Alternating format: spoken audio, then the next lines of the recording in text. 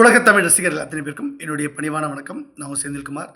இந்த பதிவில் நம்ம பார்க்க போகிறது நம்முடைய மாநில தலைவராக இருந்த நம்முடைய அன்பு சகோதரர் அண்ணாமலை அவர்கள் இப்பொழுது பாஜகவின் அதிகாரப்பூர்வ மாநில தலைவராக அவர் இல்லை. அவர் போயிட்டு வந்திருக்காரு. பொறுப்பு தலைவராக நம்முடைய மரியாதைக்குரிய தர்ம போராளி எச்ராஜ் அவர்கள் தான் தொடர்ந்துட்டுருக்காரு. இன்னும் அதிகாரப்பூர்வமாக அவர் மாநில தலைவர் அப்படின்னு பெருசாக சொல்ல எச்ராஜ் அவர்களே பண்ணலை. ஏன்னா இதற்கு முன்னாடி அண்ணாமலை வர்றதுக்கு முன்னாடியே மரியாதைக்குரிய எச்ராஜ் அவர்கள் ஒரு முக்கியமான ப்ரெஸ் மீட்டில் ஒரு விஷயம் சொன்னார். அதாவது எங்களுடைய தேர்தல் அமைப்பு தேர்தல் உட்கட்சிக்கான அமைப்பு தேர்தல் நடந்துக்கிட்டே இருக்குது. அதில் தேசிய தலைவர் விரைவில் அறிவிக்கப்படுவார். அவர் தேர்ந்தெடுக்கப்படுவாங்க. அதன் மூலமாக கிட்டத்தட்ட ஜனவரி மாதம்னு சொல்கிறாங்க. அது ஜனவரி மாதம் கிட்ட அது தேர்ந்தெடுக்கப்பட்டு அதன் பிறகு அவர் மாநில தலைவர்களை அவர் நியமிப்பார் அப்படின்னு சொல்லியிருக்காங்க. அந்த நியமனத்தில் அண்ணாமலை அவர்கள் அந்த லிஸ்ட்டில் அண்ணாமலை அவர்கள் பெயர்கள் இல்லை. சரி, ஏன் அவருடைய பெயர் இல்லை அப்படின்னு பார்த்தீங்கன்னா, அண்ணாமலை அவர்கள் இங்கே மறுபடியும் பாஜக தலைவராக வந்தார். இதுக்கு முன்னாடி அண்ணாமலை அவர்கள் கட்சிக்கு வராரு. அவர் வந்த உடனே அவருக்கு எம்எல்ஏ சீட்டு எம்எல்ஏக்காக நிற்கிறதுக்காக ஒரு அந்த தேர்தலில் கொடுக்குறாரு. 2021 சட்டமன்ற தேர்தலில் ஒரு அரவக்குறிச்சி நினைக்கிறேன் நிற்கிறாரு. அங்கே ஒரு தோல்வியை தழுவுறார். ஓகேவா, தோற்று போயிடுறாரு. அதற்கு பிறகு இப்போ எம்பி தேர்தல் 2024 நாடாளுமன்ற தேர்தலில் எம்பி தேர்தலுக்கான ஒரு வாய்ப்பு கொடுக்குறாங்க. அவர் ஏதாவது ஒரு இடம் ஜெயிப்பார்னு பார்க்குறாங்க. கோயம்புத்தூரில் நின்று அதுவும் அவர் தோற்று போயிடுறாரு. ஸோ இங்கே தொடர்ந்து தோல்விகளையும் சந்திச்சிருக்காரு. சரி, கட்சியில் உறுப்பினர்கள் நிறைய பேர் அண்ணாமலையை நம்பி நிறைய பேர் சேருவாங்கன்னு பார்த்தா இப்போ வரைக்கும் 20 லட்சம் கூட தாண்டலை பெருசாக உறுப்பினர் எண்ணிக்கை பாஜகவில் அப்படின்னு சொல்கிறாங்க. மற்ற கட்சி இப்போ புதுசாக அன்பு சகோதரர் நடிகரும் தமிழக வெற்றி கழகத்தின் தலைவருமான விஜய் அவர்கள் கட்சி மிகப்பெரிய அளவு அவரை நோக்கி 1 கோடி தொண்டர்கள் சேர்ந்துட்டாங்க அப்படின்னு அவங்க கிட்டத்தட்ட உறுதியாகவே சொல்கிறாங்க. அதிகாரப்பூர்வமே அவங்க டாக்குமெண்டட் பேஸாகவே சொல்கிறாங்க. எங்கிட்ட இவ்வளோ பேர் சேர்ந்துட்டாங்க, இன்னும் எங்களுக்கு எண்ணிக்கை தேவை, 2 கோடி பேர் சேர்க்கணும் அப்படின்னு அவங்க ஓடிக்கிட்டு இருக்காங்க. ஏற்கனவே திமுகவில் அவங்க 1 கோடி பேர் சொல்கிறாங்க. அதிமுக 1.5 கோடி தொண்டர்களை ஏற்கனவே வச்சுருந்தாங்க. அப்புறம் எடப்பாடி அவர்கள் 2 கோடி பேர் சொல்லிட்டு இருந்தார். ஆனால் அதில் அவங்க கட்சியில் உள்ள உட்கட்சி மோதலே நிறைய பேர் அது சரியாக தப்பான்னு தெரியல சொல்கிறாங்க. ஆக மொத்தம் புதுசாக கட்சி ஆரம்பித்து விஜய் அவர்கள் 1 கோடி தாண்டிட்டார் மெம்பர்ஷிப்பில். ஆனால் அண்ணாமலை அவர்களுக்கு நிறைய செல்வாக்கு இருக்குது. அவர் பெரிய ஐபிஎஸ் அதிகாரி அப்படிலாம் பில்டப்லாம் கொடுத்து நிறைய பணம் பல கோடி ரூபாய், நூற்றுக்கணக்கான கோடி, ஆயிரக்கணக்கான கோடி ரூபாய் செலவு பண்ணி அண்ணாமலைக்கு இவ்வளோ விளம்பரம், அப்புறம் எண்மக்கள் யாத்திரைலாம் போய் கூட அவர் அவர் தலைமையில் நிறைய பேர் உறுப்பினரெல்லாம் சேரலை அப்படின்ற ரிப்போர்ட் மேலிடத்துக்கு போனவொடனே மிகப்பெரிய அப்செட்டில் இருந்தாங்க. இதுக்கு நடுவில் தான் ஒரு முக்கியமான விஷயம் என்னென்னாக்கா, யாருமே அண்ணாமலை கூட்டணி வேணான்ற ஒரு விஷயத்தை தான் கொடுத்துருந்தார்.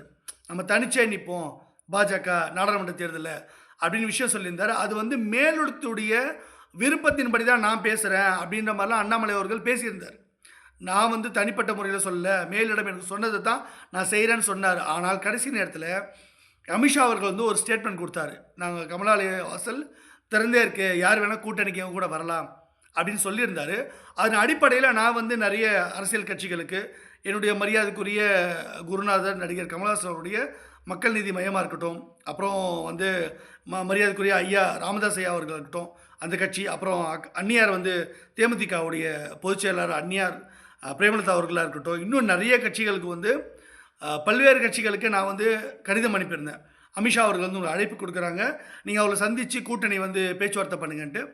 அந்த விவகாரத்தில் அவங்க உடனடியாக அந்த விஷயங்கள் மேற்கொள்ளப்பட்டு அதன் பின்பு தான் ஒரு சில விஷயங்கள் பேசப்பட்டு உடன்பட்டவங்க பாஜகவோட கூட்டணிக்கு வந்தாங்க. அப்படி தான் ராமதாஸ் ஐயா நேரில் சந்தித்து நம்முடைய மரியாதைக்குரிய எல்முருகன் அவர்களாம் அண்ணாமலையில் அனுப்பப்பட்டு மோடி அவர்கள் இன்ஸ்ட்ரக்ஷன், அமித்ஷா அவர்கள் இன்ஸ்ட்ரக்ஷனில் அனுப்பி தான் கூட்டணி கடைசி நேரத்தில் சேர்த்தாங்க. அதில் தான் சரத்குமார் அவர்கள் கூட கூட்டணி வேண்டாம், நீங்கள் கட்சியிலே சேர்ந்துருங்கன்ற ஒரு முடிவெல்லாம் எடுக்கப்பட்டது. இப்போது ஒரு விஷயம் நீங்கள் நல்லா புரிஞ்சுக்கணும். ஒருவேளை அண்ணாமலை அவர்கள் சொன்னது இல்லை தேசிய தலைமை கூட்டணியே தேவையில்லை, தனித்தே பாஜக நிற்கணும், அண்ணாமலை சொல்கிறது படி தான் நடப்போம் அப்படின்னு அவங்க சொல்லியிருந்தாங்கன்னா, இந்த நடவடிக்கையை நான் கடிதம் அனுப்பி கூட்டணிக்கு பேச்சுவார்த்தை நடத்துங்கன்னு சொல்லும்போது இதை அவங்க புறக்கணிச்சிருப்பாங்க இல்லையா? ஆனால் புறக்கணிக்காமல் நான் சொன்னதின் அடிப்படையில், அந்த கடிதத்தின் அடிப்படையில் தான், அந்த அழைப்பு விடுத்ததின் அடிப்படையில் தான் மிகப்பெரிய அளவில் கூட்டணிக்கு வந்தாங்க. அப்போது மோடி அவர்களும் அமித்ஷா அவர்களும் என்ன திட்டம் போட்டிருக்காங்கன்னா, கூட்டணி நமக்கு வேணும், நம்ம தலைமையில் ஒரு கூட்டணி அமைக்கணும். ஒரு பலமான கூட்டணி வேணும்னு நினைக்கிறேன். அண்ணாமலை சொல்ற மாரி தனித்தே போட்டியிடுவோம் அப்படின்னு சொல்றது, அவங்க ஏற்கல அப்படின்றத இதுலேருந்து நீங்க ரொம்ப சுலபமா புரிஞ்சுக்கலாம். அப்போ அண்ணாமலை அவர்கள் வேற ஏதோ ஒண்ணு தப்பு தப்பா சொல்லி ஏதோ தவறா வழிநடத்திட்டாருன்றது தான் நெஜம். இல்லன்னா என்னுடைய கடிதத்த ரிஜெக்ட் பண்ணியிருப்பேன். எதுக்கு பாமக கிட்ட வலிஞ்சு போயிட்டு, அவங்க கிட்ட போய் விருந்தெல்லாம் சாப்பிட்டுட்டு, அவங்ககிட்ட பேசி இது பண்ணி, கூட்டணிக்காக எதுக்கு கடைசி நேரத்தில பாமகக்கு சீட்டு ஒதுக்கணும் பாஜக? எதற்காக அந்நியர அழைக்கணும்? எதற்காக வந்து சரத்குமார கட்சியில இணைக்கணும்? இதெல்லாம் ஏன் நடந்தது? அப்படின்னு நல்லா யோசிச்சு பாருங்க. அப்போ பாஜகவ மேலிடத்த பொறுத்தவரைக்கும், நம்ம தலைமையில ஒரு ஸ்ட்ராங்கான கூட்டணி வேணும், கட்சிய பலப்படுத்தணும், கட்சிய வெற்றி வாய்ப்பு கொண்டு வரணும், ஆட்சி அதிகாரத்தில வேணும், நெறைய எம்பிக்கள் தேவை அப்படின்னு நெனச்சாங்க. ஆனால் இங்க நெறைய எம்பி நமக்கு கிடைக்கவே இல்ல. ஒரு எம்பி கூட நமக்கு இந்த 2024 நாடாளுமன்ற தேர்தல்ல கிடைக்கவே இல்ல. ஸோ எல்லாமே பூஜ்ஜியம் ஆயிடுச்சு. திமுக மிகப்பெரிய அளவுல வெற்றி பெற்றாங்க. இப்போ இது எல்லாம் வந்து அண்ணாமலைய பத்தின நெறைய புகார்கள் மேலிடத்துக்கு போனதுனால, அண்ணாமலைக்கு வந்து ப்ளஸ்ன்னு எதுவுமே இல்ல. ஒன்லி மைனஸ் தான். இப்போ அதனால தான் அன்பு சகோதரர் மாரிதாஸ் கூட வீடியோ போட்டு அடி அடின்னு அடிக்கிறாரு. அவர் எவ்வளவுலாம் அண்ணாமலை கட்சி பணத்தை அவருடைய சுய விளம்பரத்துக்காக மட்டுமே செலவு பண்ணியிருக்காரு. கட்சியை வளர்க்கறதுக்கு தெருமுனை கூட்டங்கள்லாம் பண்ணல. மரியாதைக்குரிய கேடிஆர் அண்ணன்லாம் இருக்கும்பொழுது, நான் மோடி அவர்களுக்கு வந்து தெருமுனை பிரச்சாரத்தை மேற்கொள்ளணும். மிகப்பெரிய அளவுல ஸ்ட்ராங்கா அப்பதான் கட்சி வந்து பேஸ்மெண்ட்ட வளரும் நான் வந்து கொடுத்திருப்பேன். ஆய்வு கட்டுரை. அந்த மாரி பண்ணும்போது, அதை மேற்கொண்டு தான் மிகப்பெரிய உத்தரவை மோடி அவர்கள் அன்னைக்கே பிறப்பிச்சாங்க. தெருமுனை பிரச்சாரங்கள் நம்ம மேற்கொண்டோம். அதுதான் மிகப்பெரிய அளவுல பலன் கொடுத்தது. மிகப்பெரிய வாக்கு வங்கி நமக்கு உருவாச்சு. ஸோ அந்த மாரி தெருமுனை பிரச்சாரத்த அண்ணாமலை முன்னெடுக்கலன்னு தான் அன்பு சகோதரர் மாரிதாஸ் அவர்கள் அந்த விஷயத்த சொல்றாரு. அவர் வந்து அண்ணாமலைக்கு எதிரா பேசல யாரும். நீங்க கட்சி நலனுக்காக பேசுறாங்க. அது நானா இருக்கட்டும், மாரிதாஸ் அவர்களா இருக்கட்டும், இன்னும் நெறைய பேர் இருந்தாங்க. எஸ்.வி. சேகர் அண்ணன் கூட ஒரு ஆதங்கப்பட்டு தான் பேசியிருந்தாரு. அது எதையுமே வந்து அண்ணாமலை ஏத்துக்கல, நிராகரிச்சாரு. அவருக்கு தன்னுடைய விளம்பரம் தான் பெருசா இருந்தது. இந்த ரிப்போர்ட்ஸ் எல்லாம் மேல போனதுனால, அண்மையிலே நான் வந்து இப்போ அண்ணாமலை அவர்கள் வந்து மாற்றணும் போது, அவரை வெளிநாடுக்கு படிக்க அனுப்புனாங்க இல்லையா? இந்த கேப்ல தான் நடிகர் விஜய் வந்து கொண்டு வந்தோம். நான் ஏற்கனவே அண்ணாமலைக்கு சொல்லியிருந்தேன். நான் வந்து விஜயை கொண்டு வருவேன். விஜய் அவர்கள் வந்து பாஜக தரப்புல வருவாங்க. ஒரு மிகப்பெரிய கூட்டணி உருவாக்கும். ஏன்னா விஜய் அவர்களுக்கு விளம்பரம்லாம் தேவையில்ல. அவர் ஒண்ணும் செலவு பண்ணி விளம்பரம் யார் விஜய்ன்னு செலவு பண்ண வேண்டிய அவசியமே இல்ல. அவரு எல்லாருக்கும் இந்த உலகம் முழுக்க தெரியும். அண்ணாமலைய வந்து தமிழ்நாட்டில எனக்கு தெரியாது. அதுக்காக விளம்பரம்லாம் பண்ணியிருக்காரு. நான் இல்லன்னு சொல்லல. ஆனால் விஜய் அவர்கள் உலகம் முழுக்க இருக்க எல்லா தமிழனுக்கும் தெரியுமே. தமிழன் அல்லாதவனுக்கும் தெரியுமே. எல்லா மொழி பேசுறவங்களும் உலகம் முழுக்க நடிகர் விஜய்னா ஒரு சூப்பர் ஸ்டாரு அப்படின்றது எல்லாருக்கும் தெரியும். நார்த் இந்தியாவிலும் எல்லாருக்கும் தான் தெரியும். தெரியாதுன்னு ஒன்று வேணும்னு சில பேர் வந்து காழ்ப்புணர்ச்சி சொல்லலாம். அது ரஜினி சார் ஆதரவாளர்களோ, இல்ல திமுக ஆட்களோ சொல்லலாம். ஆனா விஜய் வந்து ஒரு மிகப்பெரிய சூப்பர் ஸ்டார். ரஜினிகாந்தை விட பவர்ஃபுல்லான ஒரு நடிகர். இளம் வயதோட வராரு அரசியலுக்குள்ள. அவர் உள்ள கொண்டு வந்துட்டோம். இப்போ அவருக்கு விளம்பரமே தேவையில்ல. இப்போ சாதாரணமா அவர் யாரை சந்திச்சாலும் மிகப்பெரிய பிரச்சனை. இப்போ விசிகாவை சந்திச்சு ஒரு விஷயம் பண்ணதுக்கு எவ்வளோ ஃபயர் ஆயிருக்கு. எல்லா சமூக வலைத்தளத்திலும், எல்லா மெயின் ஸ்ட்ரீம் மீடியாக்களும், எல்லா பத்திரிகைகளும் இதுதான் விவாத பொருள். ஸோ இது எல்லாமே வந்து இப்போது விஜய் அவர்கள் வந்ததுனால அண்ணாமலை தேவையில்லை. அண்ணாமலைக்காக இவ்வளோ பணம் செலவு பண்ணதோ, விளம்பரம் பண்ணதோ இது எதுவுமே தேவையில்லைன்றதுக்காக தான் மாரிதாஸை விட்டு இந்த ஆடியோக்கள், வீடியோக்கள், இந்த ராஜவேல் நாகராஜன் அவர் அந்த மாதிரி ஆட்கள் அண்ணாமலை எவ்வளோ வெட்டி செலவு பண்ணியிருக்கான்றதெல்லாம் ரிப்போர்ட்டாக எல்லாருக்கும் தெரியட்டும் அப்படின்றதுக்காக தான் இதை பண்ணியிருக்காங்க. ஸோ இப்போ அண்ணாமலை வந்து கட்சிக்காக எதையுமே செய்யலை. அவர் உருப்படியாக எதுவும் செய்யலை. அவர் தொட்டது எல்லா ஃபர்னிச்சரும் உடஞ்சி போச்சு. இவ்வளோதான் மேட்டர். அப்போ உருப்படியாக அவர் எதுவும் செய்யலை. அப்போ இவர் இனிமேல் தலைவராக எதுக்கு? இந்த பக்கம் விஜய் வந்துட்டார். விஜயோட கூட்டணி வைக்கும் போது அவர் சிஎம்னு வைக்கிறதா? ரஜினி சாருக்கு பதிலாக தான் இப்போ விஜய் வரார். பாஜக தான் இறக்குறோம். இப்போ ரஜினி சார் வரும்போது அண்ணாமலை நான் சிஎம் சொல்லுவாரா? அது சொன்னால் எவ்வளோ அபத்தமாக இருக்குது. ரஜினி சார் வந்து ஒத்துப்பாரா? அந்த மாதிரி சூழ்நிலை தான் இப்போது. இப்போ ரஜினி சாருக்கு பதிலாக விஜய் வராரு. அப்போ விஜய் வந்து சிஎம் கேண்டிடேட்டு, விஜயில் துணை முதலமைச்சர். அப்போ கூட்டணியில் யாருக்கு அதிகமாக சீட்டு கிடைக்குது, யாருக்கு போகிறோம், அதை வந்து கடைசியில் முடிவு பண்ணிக்கலாம் போது அந்த லிஸ்ட்டில் அண்ணாமலையே கிடையாது. அண்ணாமலை இருந்தால் கூட்டணியே வராது. அதனால தான் அண்ணாமலை ஏடாகூடமாக பேசுகிறாரு. இப்போ திருமாவளவன் கூட நிறைய விமர்சனம் பண்ணுறாரு. இந்த வேலையெல்லாம் என்கிட்ட வச்சுக்காதுன்னு திருமாவளவன் காட்டமாக சொல்லியிருக்காரு. ஸோ திமுகவுக்கு வந்து மிகப்பெரிய அளவில் திமுக வந்து விசிகாக்கு அழுத்தமாக கொடுக்குறாங்க. திமுகலேருந்து நிறைய பேர் வர தயாராக இருக்காங்க. அதுதான் நம்மளுடைய ஸ்ட்ராட்டஜி, பாஜக ஸ்ட்ராட்டஜி. நம்ம எல்லாருக்கும் ஆட்சியில் அதிகாரத்தில் பங்கு தரோன்றது தான் நம்ம ஸ்ட்ராட்டஜி. அதை நம்ம செஞ்சுக்கிட்டே இருக்கோம் எல்லா மாநிலத்திலையும். அப்போது இதை நம்ம தான் முன்னெடுக்கிறோம். அப்போ விஜய் வராரு, அண்ணாமலை வெளியேற்றப்படுறாரு. அண்ணாமலை சும்மா அனுப்பிடாதீங்க, பாவம். ஆனால் அவருக்கு வந்து ராஜ்யசபா எம்பியை கொடுத்துருங்க, இல்லை கட்சியில் வந்து வேறு ஏதாவது ஒரு பொறுப்பு ஒன்று போட்டு கொடுங்க. பேசிட்டோன்னா தமிழ்நாட்டில் அவர் இருக்க வேண்டாம் அப்படின்னு முடிவு பண்ணிட்டாங்க. இப்போ தமிழ்நாடு இல்லாமல் அவரை வந்து ஒரு எம்பியாவது கொடுத்து குறைஞ்சபட்சம் அங்கே அனுப்பிடுங்க அப்படின்னு நான் ரெக்கமெண்டேஷன் பண்ணியிருந்தேன்.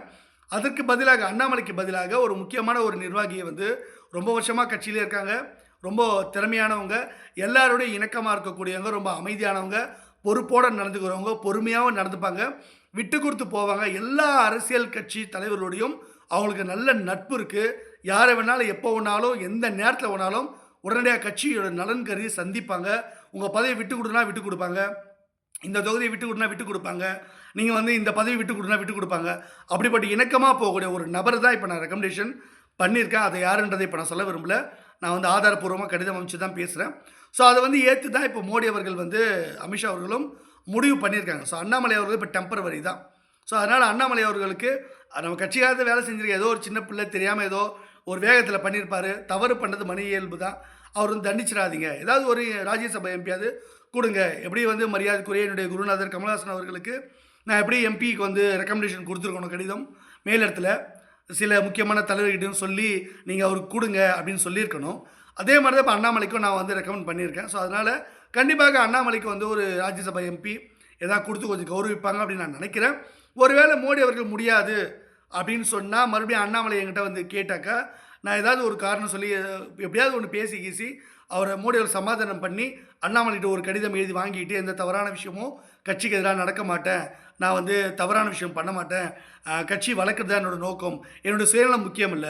அப்படின்னு சில விஷயம்லாம் எழுதி குடுத்துட்டாருன்னா, கண்டிப்பா நான் வந்து ரெக்கமெண்டேஷன் அத அட்டாச் பண்ணி, நான் கண்டிப்பா மோடி கிட்ட சொல்லி கண்டிப்பா அண்ணாமலைக்கு ஒரு எம்பி ராஜ்யசபா எம்பிய வந்து எப்படியாச்சும் யாராச்சும் ஒருத்தர் அது விலக்கிட்டு அவங்கள விட்டுக் குடுக்க சொல்லிட்டு, அண்ணாமலைக்கு அந்த இடத்துல கண்டிப்பா நான் எம்பி பதவி வாங்கி தருவேன். ஒண்ணும் பெரிய விஷயமே கிடையாது.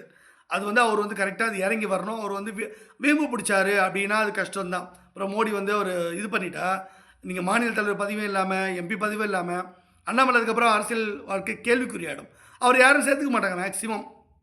அண்ணாமலை வந்து பிரச்சனைக்குரியவர். அவர் வந்து யார்கிட்டயும் அடங்கி போமாட்டாரு. அவர் வந்து சுயநலம் பிடிச்சவரு. அவர உள்ள விட்டா காலி பண்றோம் எல்லாத்தையும். அப்படின்றனால எந்த அரசியல் கட்சியும் அண்ணாமலைய கண்டிப்பா சேர்த்துக்க மாட்டாங்க. ஒருவேளை திமுக வந்து பிஜேபிக்கு எதிராக ஒரு ஆயுதமாக ஒரு பயன்படுத்தலான்னு நெனச்சா கூட, அது திமுகக்கே வந்து வினையா முடியும். அப்ப எந்த அரசியல் கட்சியும் அண்ணாமலைய அரசியல்ல சேர்த்துக்கவே மாட்டாங்க. இவன் உள்ள விட்டா நம்மளே காலி பண்ருவான். அப்படிப்பட்ட ஒரு ஃப்ராடு அப்படின்ற மாரி தான் எண்ணங்கள் இருக்கு. நான் அவர சொல்லல ஃப்ராடுன்னு. ஆனா எல்லார்கிட்டயும் அவர் அப்படிதான் பேர் வாங்கி வச்சிருக்காரு. யாருமே அண்ணாமலை நல்லவரு அப்படின்னு வந்து சொல்லல. ஒரு எதிராளி கூட நம்மள பார்த்து, இவரு ரொம்ப நல்லவரு அப்படின்னு ஒருத்தன் சொன்னா தான் நீ நல்லவன். கூட இருக்கவங்க ஜால்ரா போடுறவங்க ஜால்ரா தான் போடுவாங்க அவன் ஆதாயத்துக்காக. ஆனா எதிராளி கூட புரட்சித் தலைவர் எம்ஜிஆர் அவர்கள பார்த்து இவரு மோசமானவரு, இவரு ஏமாத்திட்டாரு, இவரு ஃப்ராடுன்னு ஒருத்தர் கூட சொல்ல மாட்டாங்க. அதுதான் வந்து நல்ல தலைவர்களுக்கு ஒரு மாண்பு. அப்ப எதிராளி கூட சர்டிஃபிகேட் குடுக்கணும் நல்லவன்னு. அப்படிப்பட்ட சர்டிஃபிகேட்ட அண்ணாமலைக்கு யாருமே குடுக்கலையே. கூட இருக்கவங்க தான் ஜால்ரா போடுறாங்க. காசு வாங்கிட்டு ஜால்ரா போடுறாங்கன்னு அதுவும் தெரிஞ்சு போச்சு. ஸோ அண்ணாமலை அவர்கள் வந்து ராஜ்யசபா எம்பி ஆகுறதுக்கு தான் வாய்ப்பு இருக்கு. மாநில தளபதி அவருக்கு கிடையவே கிடையாது. ஸோ அதனால இப்ப அடுத்த ஜனவரி மாசத்துல வெளிப்படையா தெரிஞ்சிரும். அண்ணாமலை அவர்கள் என்ன வந்து சந்திச்சிருந்தாருன்னா, இந்த நெருக்கடி வந்திருக்காது. நான் ஆரம்பத்திலேருந்தே அவருக்கு எச்சரிக்கை குடுத்தேன். திருமாவளவன விஜய் அவர்கள் சந்திச்சது எவ்வளோ பெரிய இம்பாக்ட். இத தானே நான் அண்ணாமலைக்கு அன்னைக்கே எழுதி குடுத்தேன் கடிதத்தில. எல்லா தலைவரும் போய் பாருங்கன்ட்டு. அண்ணாமலை இத செய்ய தவறிட்டாரு. தன்னை வந்து பெரிய ஆளா நெனச்சுக்கிட்டாரு. அகங்காரம், ஆணவம், அகங்காரம் வந்துட்டாலே அந்த இடத்துல வந்து யார்கிட்டயும் நீ இறங்கி போ மாட்டீங்க. அன்பா பேச மாட்டீங்க.